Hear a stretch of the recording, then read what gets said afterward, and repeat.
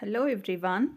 In today's reading class, we are going to see about the Hindi alphabets, part 19. Before moving into this video, we will recommend you to watch all the remaining 18 parts and then return back to this video. A small recap. Sh se shalgam, sh se shatkon. S se sadak, h se hati. इक्षा से क्षत्रिय, इत्र से त्रिशूल, ज्ञा से ज्ञानी. Now let us fill few exercises. This is your page. Try to fill in the first letter of this given word. I have filled it. It's iksha se Kshatriya.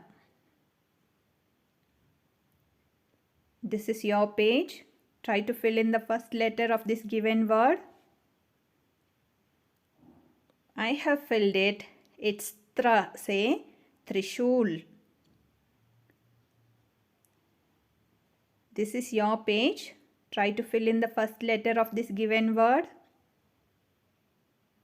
I have filled it. It's gya se Gyani. Sh, sh, sa, ha. Sh, sh, sa, ha. Iksha, itra, ज्ञ. इक्ष त्र ज्ञ. इक्ष त्र ज्ञ.